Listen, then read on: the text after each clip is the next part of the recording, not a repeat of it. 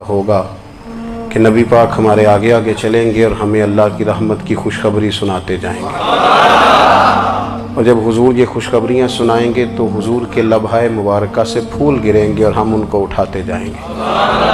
فرماتے ہیں خود تو وہ تھوڑی دیر کے لیے روئیں گے اللہ کی بارگاہ میں کہ یا اللہ انہیں معاف کر دے، خود روئیں گے لیکن ہمیں ہنسا دیں گے۔ پیش حق مجدہ شفاعت کا سناتے جائیں گے، آپ روتے جائیں گے پر ہم کو ہنساتے جائیں گے، اور باغ جنت میں محمد صلی اللہ تعالی علیہ وسلم، باغ جنت میں محمد مسکراتے جائیں گے، پھول رحمت کے گریں گے ہم اٹھاتے جائیں گے۔ حشر تک ڈالیں گے ہم پیدائش مولا کی دھوم، اور مثل فارس نجد کے قلعے گراتے جائیں گے۔ اور کیا ذوق بیان کیا، فرمانے لگے خاک ہو جائیں عدو جل کر مگر ہم تو رضا، دم میں جب تک دم ہے ذکر ان کا سناتے جائیں۔ جب تک سانسوں کی ڈوری چل رہی ہے، دم میں جب تک دم ہے ذکر ان کا سناتے جائیں گے۔ اللہ تبارک و تعالیٰ نے ہمارے محبوب کریم علیہ السلام کو دنیا میں بھیجا تو فرمایا یا ایھا الناس قد جاءکم برہان من ربکم، اے لوگو تمہارے پاس تمہارے رب کی دلیل آ گئی ہے۔ اللہ تبارک و تعالیٰ نے محبوب پاک علیہ السلام کو سراپا دلیل بنا کے بھیجا۔ باقی انبیاء کرام علیہم السلام کے پاس بھی اپنی نبوت کے دلائل کے طور پر بے شمار معجزات تھے، اور حضور کریم علیہ السلام کے تو پورے وجود کو ہی اللہ نے معجزہ بنایا ہے۔ اور نبی پاک صلی اللہ تعالی علیہ وآلہ وسلم کی نبوت کی دلیلیں، حضور کے رسالت کے مستحکم دلائل جگہ جگہ آپ کو ملیں گے۔ سب سے پہلی چیز تو یہ سمجھنے والی ہے کہ نبی پاک علیہ السلام نے جس چیز کو سب سے پہلے اپنی نبوت کی دلیل کے طور پر بیان فرمایا وہ حضور کا کردار ہے، سیرت ہے، عمل ہے، حضور کا لوگوں کے ساتھ رویہ ہے۔ نبی پاک علیہ السلام کی تبلیغ کے 3 دور ہیں۔ ایک تو حضور نے اپنے قول سے تبلیغ فرمائی ہے، وہ 40 سال کی عمر سے محبوب نے اعلان فرمایا اور تبلیغ کی، اور ایک نبی پاک صلی اللہ تعالی علیہ وسلم بالواسطہ حضور کی تبلیغ ہے جو آج تک جاری ہے۔ امت کے علماء، مشائخ، مبلغین حضور کے دین کو آگے پھیلا رہے ہیں، تو دراصل یہ بھی تبلیغ رسول پاک علیہ السلام ہی کی تبلیغ۔ اور ایک حضور کی تبلیغ کا دور ہے، حضور کی پیدائش سے لے کر ولادت مبارکہ سے لے کر حضور علیہ السلام کے اعلان نبوت تک۔ اس دوران نبی پاک نے جو تبلیغ فرمائی ہے وہ اپنے کردار سے فرمائی ہے۔ عرب کا وہ معاشرہ جو بڑا میلا کچیلا گدلا ہو چکا تھا، جس کے اندر سراسر مادہ پرستی کا زور تھا، جس کے اندر لوگ انسانوں کی خرید و فروخت کرتے تھے، جس کے اندر بیٹیوں کو زندہ دفن کر دیتے تھے، جس کے اندر جو آدمی جتنا زیادہ مضبوط ہوتا تھا اتنا زیادہ لٹیرا بن جاتا تھا، اس معاشرے کے اندر رسول کریم علیہ السلام نے 40 سال گزارے، اور اس طرح گزارے کہ جو بیگانے بھی تھے وہ بھی کہا کرتے تھے یہ صادق ہیں، یہ امین ہیں۔ اور جب حضور نے اعلان نبوت کیا تو فرمایا، یہ قرآن مجید کے لفظ ہے، فرمایا فَقَدْ لَبِثْتُ فِيكُمْ عُمَرًا مِّن قَبْلِهِ أَفَلَا تَعْقِلُونَ، میں تمہارے بیچ عمر کا ایک حصہ گزار چکا ہوں، تمہیں عقل نہیں ہے، شعور نہیں ہے۔ نبی کریم علیہ السلام نے اپنے کردار کو، اپنے عمل کو اپنی نبوت کی دلیل کے طور پر بیان فرمایا۔ وہ تو حضرت حلیمہ بھی فرماتی ہیں نا، جب میں نبی کریم علیہ السلام کو اپنے گھر لے گئی تو میرا اپنا بچہ بھی دودھ پیتا تھا، 2 میرے بیٹے ہو گئے، ایک میری یہ نسبی اولاد اور حضور میری رضائی اولاد۔ تو کہتی ہیں جب میں کریم محبوب علیہ السلام کو اپنے سینے سے لگاتی تھی تو حضور میرے ایک پستان سے دودھ پیتے تھے اور دوسرا اپنے بھائی کے لیے چھوڑ دیا کرتے تھے۔ یہاں سے رسول کریم علیہ السلام نے کردار کے ذریعے تبلیغ، اور پھر اعلان نبوت سے پہلے ایک تنظیم عرب کے جوانوں پر، عرب کے سرداروں پر مشتمل بنائی گئی، جس میں نبی کریم علیہ السلام نے بڑا حصہ لیا، سرکار نے، اور بڑے اہم لوگوں کو شعور حضور نے عطا فرمائے۔ وہ اس جماعت کا فیصلہ تھا کہ ہم سارے جوان، سارے بڑے لوگ ملیں گے، یہ حضور کے اعلان نبوت سے پہلے کی بات ہے، ہم بڑے لوگ ملیں گے، کسی بڑے کو کسی چھوٹے پر ظلم نہیں کرنے دیں گے، کسی آدمی کو کسی غریب کا حق نہیں کھانے دیں گے، हुजूर अलैहिस्सलाम ने ना अपने किरदार से, अपने अमल से, और आपका जो अमल होता है ना वो असल होता है। एक होता है आप कोई बात करते हैं और एक होता है कि आप कोई अमल करते हैं। आप जब अमल करते हैं तो अमल के जरिए भी लोगों तक बात पहुंचती है कि दरअसल आपका उठना बैठना चलना फिरना क्या है। मेरे रसूल करीम अलैहिस्सलाम का उठना भी एक नबी का, बैठना भी एक नबी का, बात करना भी एक नबी का, मामलाते ज़िंदगी करना भी एक नबी का, लेन देन करना भी एक नबी का। एक शख्स कहते हैं मैंने ऐलान नबुव्वत से पहले हुजूर अलैहिस्सलाम से कुछ चीज़ खरीदी थी और मैंने अर्ज़ किया था आप यहाँ तशरीफ़ रखें, मैं पैसे लेके आता हूँ। मैं 3 दिन के बाद आया। देखो ये बात करनी कितनी आसान है, बोलनी कितनी आसान है, पर 3 दिन यहाँ मेरे भाई को किसी शख्स को 2 घंटे इंतजार करना पड़ जाए तो लोग कहते हैं अल इंतजार व अशद्दु मिनल कत्ल। ये तो कत्ल से ज्यादा तकलीफ वाला मामला है, मुंतजिर रहना किसी का। कहते 3 दिन के बाद में आया तो मेरे रसूल करीम वहीं तशरीफ फरमाया। बस इतना फरमाया यार तुमने मुझे बड़ी तकलीफ में डाल दिया, 3 दिन हो गए यहाँ रुके हुए। तो हुजूर ने अपने किरदार को, अपने अमल को, अपने मामलात को सबसे पहले अपनी नबुव्वत की दलील के तौर पर पेश किया। किसी ने क्या खूब कहा था कि जो तेरी जान के दुश्मन है वो भी कहते हैं, वो जो तेरी जान के दुश्मन है, बज़ाहिर तो आए हैं ना हिजरत की रात जान लेने, लेकिन अमानतें हुजूर के घर में रखी हुई हैं, अमानतें काशाना नूर पे पड़ी हैं। वो जो तेरी जान के दुश्मन है वो भी कहते हैं कि अमीन तू है और सदाकत की आबरू तू है। अमीन भी तू है, सदाकत की आबरू तू है। तो पहले किरदार। फिर दूसरी बात, अल्लाह ताला ने अपने महबूब अलैहिस्सलाम को अपना मुतलक नायब बनाकर, अपना महबूब आज़म बनाकर, वैसे ही सारे इंसानों के बारे में कहा वइज़ क़ाल रब्बुका लिल मलाइकति इन्नी जाइलुन फिल अर्दि खलीफा, मैं ज़मीन में अपना नायब बनाने वाला हूँ। लेकिन हुजूर अलैहिस्सलाम तो महबूब है ना, हुजूर की नियाबत तो महबूबियत के दर्जे पर फायज है। तो रसूल पाक को रब करीम ने इस तरह का बना के भेजा कि हज़रत अब्दुल्ला इब्न रवाहा रज़ियल्लाहु ताला अन्हु बयान फरमाते हैं कि अगर हुजूर कोई मोजज़ा न भी दिखाते, नबी करीम अलैहिस्सलाम से कोई एजाज लोग न भी देखते, तो महबूब का तो चेहरा ही इस तरह का था, लोगों ने देखते जाना था और कलमा पढ़ते जाना था। लेकिन बावजूद इसके मेरे रसूल पाक का एजाज ये है, कमाल ये है कि हुजूर कभी इशारा कर दें तो चांद 2 टुकड़े हो जाए, कभी दुआ मांग दें तो डूबा हुआ सूरज वापस आ जाए, कभी महबूब गुजरने लगे तो पत्थर आप पर सलाम पड़े, कभी हुजूर पहाड़ पर चढ़ जाएं तो पहाड़ वज्द में आकर झूमने लगे। महबूब का कभी नमाज पढ़ाते इरादा बन जाए तो अल्लाह ताला किबले का रुख ही तब्दील फरमा दे। क्या खूबसूरत सोच है और क्या नजरिया देते हैं बरेली के इमाम। फरमाते इजाबत का जोड़ा इनायत का सेहरा दुल्हन बन के निकली दुआए मोहम्मद, और इजाबत ने झुक कर गले से लगाया बड़ी नाज से जब दुआए मोहम्मद। देखो खुदा की रजा चाहते हैं दो आलम, खुदा चाहता है रजाए मोहम्मद सल्लल्लाहु ताला अलैहि वसल्लम। और एक मकाम पे फरमाते हैं नाइबे दस्ते कुदरत पे लाखों सलाम, नाइबे दस्ते कुदरत पे लाखों सलाम। तो अल्लाह ताला ने नबी पाक सल्लल्लाहु ताला अलैहि वसल्लम को जो एजाज। फिर एक और बात, हुजूर उम्मी है। दुनिया में आकर महबूब ने किसी से पढ़ा ही नहीं। मेरे महबूब ने जितना पढ़ा है रब करीम से ही पढ़ा है। अर्रहमान वल्लमल कुरान खलकल इंसान, रहमान ने कुरान सिखाया फिर इंसान बनाया। अल्लाह तबारक व तआला की बारगाह करम से हुजूर ने लिया। रसूल करीम उम्मी हैं, ये भी हुजूर की नबुव्वत पर एक बड़ी दलील। देखो एक होता है कोई आदमी बचपन से ही किसी चीज से शगफ रखे और जब उसकी उम्र बड़ी हो जाए तो कहते हैं इसका तजर्बा बड़ा हो गया है। ये पहले कुछ शेर कहता था, कोई अदबी जुमला कहता था, तो अब इसकी ये काम करते करते उम्र बड़ी हो गई है तो रसूख हासिल हो गया। 40 साल की उम्र मुबारक तक नबी करीम ने एक शेर भी नहीं कहा। हुजूर अलैहिस्सलाम ने कभी कोई ऐसी बात, वैसे तो हुजूर की हर बात हिकमत वाली, लेकिन जिसको अरब के लोग अपने लहजे में शायरी या अपने लहजे में अदब कहते थे वो हुजूर ने बयान नहीं फरमाया।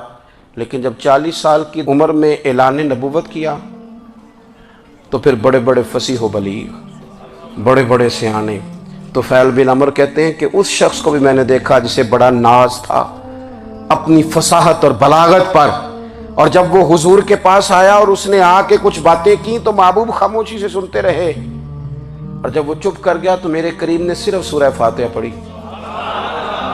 کبھی اٹھتا تھا، کبھی بیٹھتا تھا، کبھی غور کرتا تھا، کبھی دائیں جاتا تھا، کبھی بائیں جاتا تھا، پھر کہنے لگا بتاؤ نا کلام کس کا ہے؟ فرمایا اس رب کا، اس رب کا، اس رب کا جس کا میں رسول بن کے آیا ہوں۔ نبی کریم صلی اللہ تعالی علیہ وسلم امی ہیں، لیکن حضور نے کائنات کے رازوں سے پردے ہٹا دیے، نبی کریم نے جینے کے سلیقے بتا دیے، حضور نے ہر شخص کو اس کے مقصد حیات سے آگاہ کر دیا۔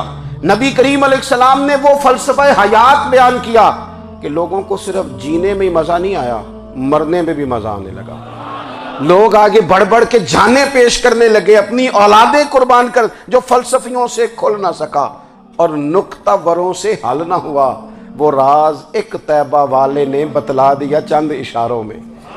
محبوب کریم امی ہیں، لیکن حضور نے اس طرح دنیا کو سکھایا، اس طرح دنیا کو پڑھایا، اس طرح حضور نے علم کے چراغ اور دیپ روشن کیے کہ قیامت تک جسے روشنی ملے گی نا، اسے صرف دروازہ مصطفیٰ سے ملے گی، اسے رسول کریم علیہ السلام کے در دولت سے ملے۔ کچھ لوگوں نے کہا یہ اپنے پاس سے آیات بنا کے لاتے ہیں، اپنے گھر میں بیٹھ کے دعوے کر لینا تو کوئی مشکل کام نہیں نہ ہوتا، سارے لوگ ہی کر لیتے ہیں۔ بلکہ وہ ہمارے ایک بزرگ کہا کرتے تھے خیالی پلاؤ پکائیے ٹکی ہو کدے بھی کاٹ نہ پائیے، کیونکہ کون سا پیسوں کا ڈالنا ہے، زیادہ ڈالیں آپ اور زیادہ ڈالیں۔ بہت سارے لوگ ہیں آج بھی، کچھ لبرل ہیں بیچارے، کچھ دین بیزار طبقہ ہے، وہ کہتے ہیں جناب ہمیں تو جدید باتیں بتائیں، ہمیں تو نئے اسلوب کے مطابق لے کے چلیں، ہمیں تو او بھائی سن، میرے نبی پاک علیہ السلام نے فرمایا میرا قرآن کبھی پرانا نہیں ہوگا، اسے پڑھ کے دیکھ، اس کی جدت کا حسن دیکھ، یہ تو کھلا ہوا باغ ہے، تو ایک دفعہ اس کے قریب آئے گا تو خوشبو ملے گی، دوسری دفعہ آئے گا تو اس سے زیادہ تازی ملے گی، ایک دفعہ پھل کھائے گا تو مزیدار ہوگا اور دوسرا کھائے گا ہو سکتا ہے شکل ملتی جلتی ہو لیکن ذائقہ بڑا نرالا ہوگا۔ تو تو صحیح نا، جب کچھ لوگوں نے کہا یہ خود سے بنا کے آیات لاتے ہیں تو فرمایا وَإِن كُنتُمْ فِي رَيْبٍ مِّمَّا نَزَّلْنَا عَلَىٰ عَبْدِنَا فَأْتُوا بِسُورَةٍ مِّن مِّثْلِهِ، اگر تمہیں کوئی شک ہے اس میں جو ہم نے اپنے بندہ خاص میں نازل کیا ہے تو تم بھی اس جیسی ایک آیت بنا کے لاؤ۔ اور چلو چیلنج کھلا ہی دے دیا، فرما وَادْعُوا شُهَدَاءَكُم مِّن دُونِ اللَّهِ، اللہ اور اللہ والوں کو چھوڑ دو، تفسیری ترجمہ عرض کر رہا ہوں، یعنی صحابہ کو چھوڑ دو، حضور کے ماننے والوں کو چھوڑ دو، باقی ساری دنیا کے کافر کٹھے ہو جاؤ، ایک آیت بس قرآن جیسی لے کے آؤ، ایک آیت لے کے آؤ، ان کنتم صادقین، اگر تم سچے ہو۔ جوانوں سنو، کہا ایک آیت، اور یہ چیلنج آج تک قرآن مجید کا موجود ہے، آج تک وَإِن كُنتُمْ فِي رَيْبٍ مِّمَّا نَزَّلْنَا عَلَىٰ عَبْدِنَا فَأْتُوا بِسُورَةٍ مِّن مِّثْلِهِ، تم قرآن کے مقابلے کی ایک سورت لے کے آؤ اور سارے حمایتی اکٹھے کر لو اپنے، ان کنتم صادقین، اگر تم سچے ہو۔ جواب تو ادھر سے آنا تھا نا، لیکن کائنات کے رب نے جواب بھی خود دیا، فرمایا فَإِن لَّمْ تَفْعَلُوا وَلَن تَفْعَلُوا، اگر تم نہ لا سکے، اور فرمایا تم لا سکتے بھی نہیں، اگر تم نہ لا سکے اور تم لا سکتے بھی، نہ خنجر اٹھے گا نہ تلوار تم سے، یہ بازو میرے آزمائے ہوئے ہیں، وَلَن تَفْعَلُوا، تم لا بھی نہیں سکتے، فَاتَّقُوا النَّارَ الَّتِي وَقُودُهَا النَّاسُ وَالْحِجَارَةُ، پھر اس آگ سے ڈر جاؤ جس کا ایندھن آدمی اور پتھر ہے، اُعِدَّتْ لِلْكَافِرِينَ، بنائی کافروں کے لیے، بنائی مومنوں کے لیے تو رب نے جنت بنائی ہے، اُعِدَّتْ لِلْكَافِرِينَ، یہ دوزخ اللہ نے کن کے لیے بنائی ہے؟ اُعِدَّتْ لِلْكَافِرِينَ، کہتا ہے کافر کے لیے بنایا۔ تو اللہ تبارک و تعالیٰ نے میرے رسول پاک صلی اللہ تعالیٰ علیہ وسلم کو وہ کتاب عطا فرمائی، اور پھر حضور کی فصاحت و بلاغت، معرفت، دیکھو ایک ہوتا ہے گھنٹوں باتیں کرنا، ایک ہوتا ہے کئی والیم پر مشتمل، کئی جلدوں پر مشتمل کتب کا لکھنا، اور ایک ہوتا ہے کسی بندے کا ایک بات کرنا اور سامنے والے کی طبیعت کو اتنا جگا دینا کہ اگلی بات فوراً ہی اس کی سمجھ میں آ جائے۔ اور حضور نہ کسی کی انا کو نہیں جگاتے تھے، ہم بعض اوقات کسی سے خطاب کرتے ہیں، بات کرتے ہیں تو سامنے والے کی انا کو جگا دیتے ہیں، ٹھیس پہنچاتے ہیں، وہ کہتا ہے چل پھر تگڑا ہو جا میں بھی آیا۔ حضور انا نہیں جگاتے تھے، میرے نبی پاک ضمیر جگاتے تھے تاکہ وہ شخص فیض حاصل کر سکے، اسے کچھ ملے۔ نبی کریم کا جو انداز تکلم ہے وہ اس طرح کا ہوتا تھا کہ انسان خود بخود کھل اٹھتا تھا کہ مطلب یہ بات ہونے کیا لگی ہے، مطلب حضور کیا فرمانے لگے۔ نبی کریم صلی اللہ تعالی علیہ وسلم ایک دن محبوب کریم نے صحابہ کے یہ حضور کی فصاحت و بلاغت دیکھے، فرمایا محبوب نے کتنا نادان ہے وہ شخص جو اپنے ماں باپ کو گالی دے۔ کھلی ہو گئی لوگوں کی آنکھیں، کان کھڑے ہو گئے کہ یا رسول اللہ کون ایسا بدبخت ہے جو ماں باپ کو گالی دے گا۔ اب جب سوالات ذہنی سطح پر پوری طور پر ابھر گئے نا تو اب رسول کریم نے بات سمجھائی، یہ ہے فصاحت و بلاغت، تیرے آگے ہیں یوں دبے لجے فصحاء عرب کے بڑے بڑے، کوئی جان منہ میں زبان نہیں بلکہ جسم میں جان نہیں۔ یا رسول اللہ کون ایسا نالائق ہے جو ماں باپ کو گالی دے۔ اب جب ذہنی سطح یہاں تک ابھر آئی تو اب حضور نے سمجھایا، فرمایا جب تم کسی کے ماں باپ کو گالی دو گے نا تو وہ بھی تو جواب میں تمہارے ماں باپ کو دے گا نا، تو فی نفس ہی یہ تم نے خود ظلم کیا ہے اپنے ماں باپ پر۔ کیوں تم نے ایسا لہجہ اختیار کیا کہ جس سے سامنے والے کی انا جاگ جائے اور وہ تمہارے مقابلے میں آ کر کے کھڑا ہو جائے؟ کیوں تم نے اس طرح کے انداز اختیار کیے کہ جس سے سامنے والا بھی سارے پنجے کھڑے کر کے باہر نکل آئے اور کہے آ جاؤ پھر میں بھی میدان میں حاضر ہوں۔ رسول کریم کی فصاحت بلاغت دیکھیں نا، حضور دو چار جملوں میں ساری بات سمجھا جاتے ہیں۔ ایک حدیث پاک اگر ہماری سمجھ میں آ جائے، ایک روایت نبی پاک صلی اللہ تعالی علیہ وسلم نے فرمایا خوبصورت مسلمان وہ ہے جو بے مقصد باتوں کو چھوڑ دے۔ لو اس سے پوری زندگی سجائی جا سکتی ہے، ایک جملے سے پوری زندگی سواری جا سکتی ہے، کوئی لمبی چوڑی باتوں میں جانے کی ضرورت نہیں۔ کہا خوبصورت مسلمان یہ ہے جو بے مقصد باتوں کو چھوڑ دے، لا یعنی باتوں کو، کیا کہتے ہیں ہمارے دیہات کے لوگ، جڑے پنڈ جانا نہیں اودا راہ پوچھنے دی، لیکن آج کل لوگ باز آندے یعنی جس بات کا بالکل تعلق نہیں نا وہ بات بھی کرتے جاتے ہیں، جس کا شعبہ ہی نہیں وہ بھی چھلانگ لگا لگا کے اس میں آ جاتا ہے۔ ہم اپنا وقت ضائع کرتے ہیں، اپنی صلاحیتیں ضائع کرتے ہیں، اپنا نقصان کرتے ہیں، ہم اپنا کام صحیح کر کے نہیں کرتے اور دوسری ساری دنیا کو ٹھیک کرنا چاہتے ہیں۔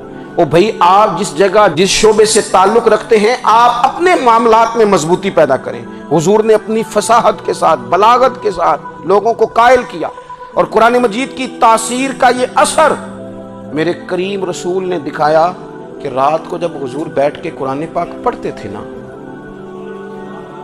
جب یاسین والے نبی خود یاسین کی تلاوت کریں، جب طٰہٰ والے محبوب خود طٰہٰ کی تلاوت کریں، غور کرو نا جب مدثر والے محبوب خود ان جملوں کو ادا کریں، یعنی جن کے بارے میں آیت آئی ہے جب وہی یہ آیت پڑھیں کہ اِنَّا أَعْطَيْنَاكَ الْكَوْثَرَ، یعنی جن کا ذکر ہو رہا ہے جب وہ یہ بات کریں کہ یا ایھا النبی انا ارسلناک شاہدا ومبشرا ونذیرا لتؤمنوا باللہ ورسولہ وتعزروہ وتوقروہ وتسبحوہ بکرۃ واصیلا، جن کے بارے میں آیت آئی ہے جب وہ یہ کہہ رہے ہوں کہ ورفعنا لک ذکرک، جب وہ کہہ رہے ہوں والضحیٰ واللیل اذا سجا، ذرا اس کیفیت کو دیکھیں جب محبوب خود پڑھ رہے ہوں، اور جو حضور پر آئی ہیں اس کا ذائقہ، اس کا لطف، اس کا انداز بھلا کیا ہوگا۔ حضور جب رات کو پڑھتے تھے نا قرآن پاک تو جو پکے کافر تھے نا ابو جہل جیسے لوگ، وہ بھی جھاڑیوں میں چھپ چھپ کے مدینے والے کی تلاوت سنا کرتے، حضور کی تلاوت سنا کرتے تھے۔ یہی بہتر ہے کہ پردوں میں وہ پردہ پوش رہے، وہ اگر پردے ہٹا دے تو کسے ہوش رہے۔ رسول کریم علیہ السلام کی تلاوت کا سننا، قریب جانا، یہ اعجاز ہے۔ حضرت فاروق اعظم کہتے ہیں میں طبیعت کا بڑا ڈاڈا تھا، مزاج کا بڑا سخت تھا، زندگی ہمیشہ ڈٹ کر گزاری، باتوں پر کھڑا رہنا آتا تھا، پر جب میری بہن نے مجھے چند آیتیں سنائی نا تو میں تڑپ ہی گیا۔ گھروں آیا سمار مقامنے نو ان مینو مار دے لے چلو، اوے مت عمر دی عمر برباد ہو جائے جتھے عمر سوار دے لے چلو۔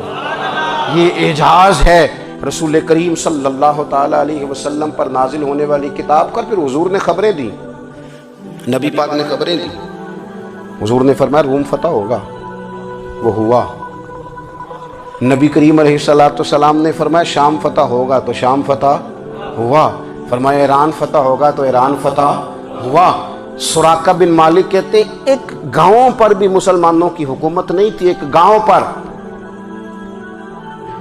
حضور مکہ مکرمہ سے نکل رہے تھے، مدینہ طیبہ تشریف لے جا رہے تھے، ابھی راستے میں تھے، میں 100 سرخ اونٹوں کے لالچ میں معاذ اللہ حضور کو گرفتار کرنے پہنچ گیا۔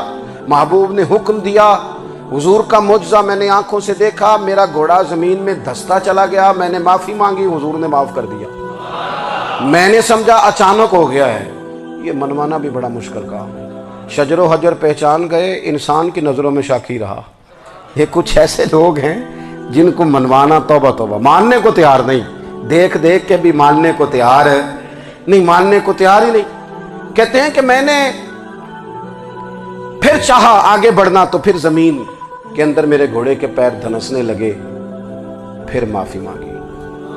کریم تیرے معاف کرنے کی ادا پہ بھی قربان جائیں۔ یہ نہیں فرمایا کہ تو بار بار یوں ہی کرتا ہے، فرمایا معافی مانگتا ہے، جا میں نے معاف کیا۔ کہتے ہیں 3 دفعہ میں آگے بڑھا، 3 دفعہ حضور نے معاف کیا تو مسکرا کے فرمانے لگے تو یہاں مجھے گرفتار کرنے آیا ہے، وہ کیسر روم کا علاقہ فتح ہوگا۔ وہ کنگن جو پہنتا ہے نا ہاتھوں میں، بادشاہ کے کنگن معروف ہیں، وہ تیرے ہاتھوں میں آئیں گے۔ اللہ کرے آپ سمجھیں۔ یہ جو لوگ ڈری ڈری سہمی اور ہمارے بچے مایوسی کی معاذ اللہ باتیں کرتے ہیں، وہ دیکھیں حضور کس طرح کی گفتگو فرماتے ہیں۔ دوستو ویڈیو اچھی لگی ہو تو ویڈیو کو لائک کر دیجیے گا، اور پیر اجمل رضا قادری کے بیان سننے کے لیے ہمارے چینل کو سبسکرائب کیجیے اور بیل کے نوٹیفیکیشن کو بھی دبا دیجیے تاکہ آنے والی ہماری ہر ویڈیو جلدی سے آپ تک پہنچ سکے۔